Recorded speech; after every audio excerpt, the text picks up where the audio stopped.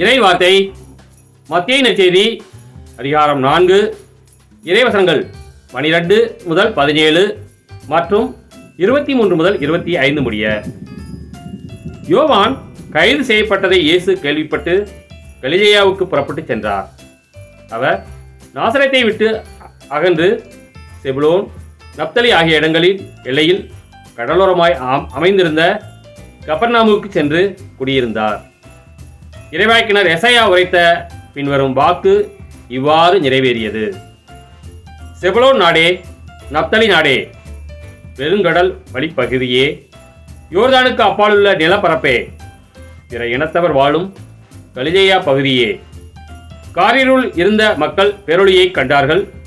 சாவின் நிழல் சூழ்ந்துள்ள நாட்டில் குடியிருப்போர் மேல் சுடரொளி உதித்துள்ளது. அது முதல் இயேசு மனம் மாறுங்கள், ஏனெனில் விண்ணரசு நெருங்கி வந்துவிட்டது என பறைசாற்றத் தொடங்கினார். அவர் கலிலேயா பகுதி முழுவதும் சுற்றி வந்தார். அவருடைய தொழுகை கூடங்களில் கற்பித்தார். விண்ணரசு பற்றிய நற்செய்தியை பறைசாற்றினார். மக்களிடையே இருந்து நோய் நொடிகள் அனைத்தையும் குணமாக்கினார். அவரை பற்றிய பேச்சு சிரியா நாடு முழுவதும் பரவியது. பல்வேறு பிணிகளாலும் வாதைகளாலும் வருந்திய நோயாளர், பேய் பிடித்தோர், மதிமயங்கியோர், முடக்குவாதமுற்றோர் ஆகிய அனைவரும் அவரிடம் அழைத்து வரப்பட்டனர்.